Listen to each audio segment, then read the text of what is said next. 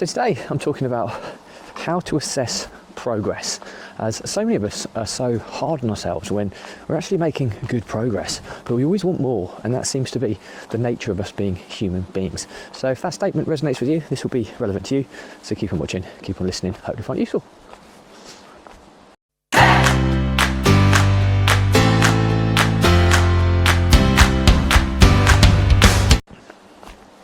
Welcome back to consecutive day 2014 of the diary of a Runpreneur, and today's episode is all about how to evaluate progress and not be too hard on yourself when you don't feel you're making progress quickly enough. But before we get into that, let's not forget this vlog is part of a fundraiser for saving the lives of children by attempting the ultimate ultra marathon of run vlogging on consecutive days, the distance of a lap of the world, barefoot style.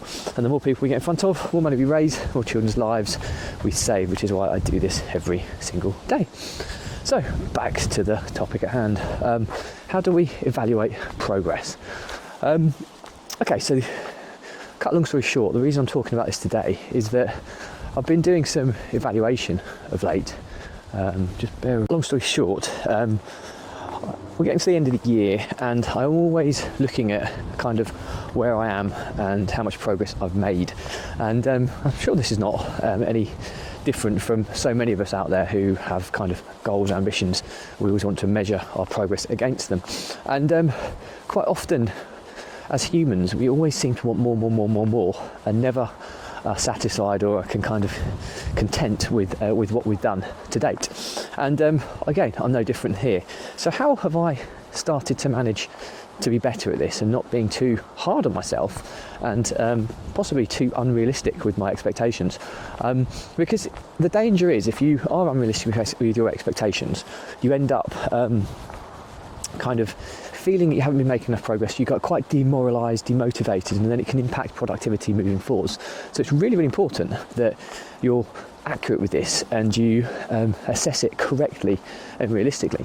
So how do I do this in terms to avoid being unrealistic with my expectations and kind of knocking myself when I feel that I'm making a lack of progress when actually I'm doing pretty well? Well, it all comes down to your plan and how you plan and how you set goals and how well you track them in terms of progress that you're making. And what I like to think about here is I have a very structured planning process. So we set goals. Obviously I look at the year ahead usually. I do have longer term goals and ambitions other than that, but I'm normally looking at a year and then I break it down into quarterly chunks on what I'm looking to achieve. So I'm normally assessing things every quarter or 90 days. And for those 90 days, I have managed to kind of get it down to a process now where I only have 3 objectives or goals or milestones or projects, whatever you want to call them, every quarter, which makes it realistic because I'm not giving myself too much work. And then for those three projects, I will break them down into 3 monthly targets, which are kind of stepping stones towards them. And then each week I'll be looking at what's the most important thing I need to do in order to hit the monthly targets, which ultimately will be stepping stones towards the quarterly targets. And if we hit those, we'll be on track to achieve our yearly targets. So the key thing first and foremost I would say here is setting realistic targets, because if you don't, you'll end up with a highly unrealistic agenda, and the outcome of that is you won't achieve it. You'll be demoralised, you'll be demotivated, and your productivity will take a massive knock. So it's really, really important to get this part right. The next thing is when you're reflecting upon performance and actually looking at what you have actually achieved, invariably, quite often, if you get targets correct and goal setting correct, you'll find that the reality is that you'll find that quite often you might be slightly underachieving on what you expected to do. If you fit in that category, then you're doing pretty well at this, and that's really, really important. I'm just going to pass some people, so just bear with me a second. I don't even care anymore. So the key thing is to if you are one of those people who fall into that category where you've slightly missed what you set out to achieve, then you're pretty accurate, because if you achieve things too easily, you're not stretching yourself enough. If you if you fall way short, then you're setting yourself up for failure. So if you're very close to hitting your target, but you get pretty close, then you've been pretty accurate with expectations, and that's the secret of being able to work on your goal setting and targets. Because if you get that right, and you're nearly there, it's enough to drive you forward. It's enough to kind of push you to achieve, but not too much to just trying to work which way I go. 1 second.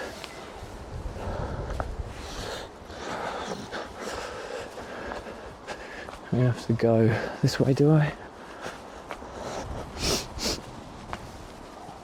I've just gone lost. Just bear with me a second. No, I'm going the wrong way now. Anyway, back to the topic at hand. Sorry, I'm losing track of things.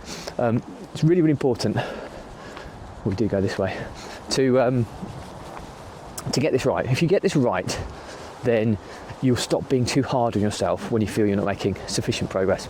So apologies, it's a little bit of a back and forth episode today, because I'm kind of walking in an area that I'm not familiar with, so I'm almost getting lost. But ultimately, the learnings from my diary for today are that if you feel that you're not making sufficient progress, and you're often very hard on yourself, and sometimes you feel you're not making enough progress but you actually are, then the secret is becoming better at creating plans and targets for what you're intending on achieving. Now, it takes a little bit of time and effort to get good at this, but I work from an annual plan, and then I break what I'm looking to achieve for the year into quarterly chunks, so 90-day chunks. And then with those 90 days, what I'm looking to do with those 90 days is then break down what I'm looking to achieve over the course of those 90 days into 3 targets, no more than 3, because any more than that is unrealistic. The reality is they need to be big enough targets to justify 90 days worth of work, but then I will break each of those down into 3 monthly targets, so one target for each of the things that I need to achieve each month.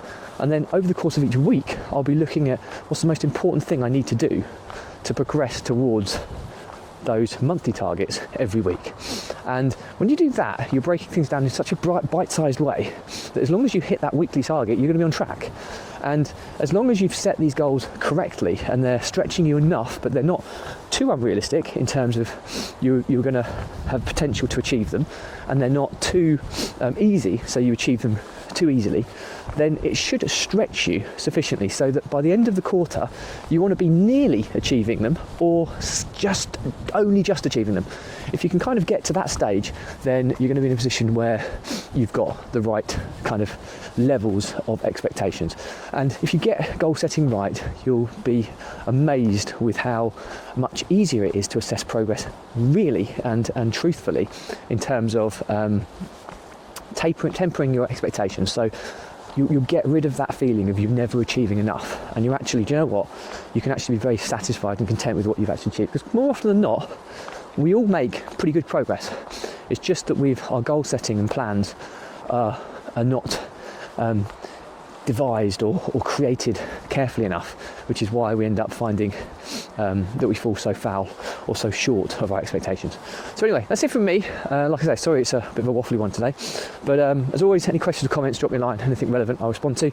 Do remember though, if you believe in my mission of saving the lives of children by attempting the ultimate ultramarathon of run vlogging on consecutive days, distance of a lap of the world, barefoot style, do give this a subscribe, share, like and comment.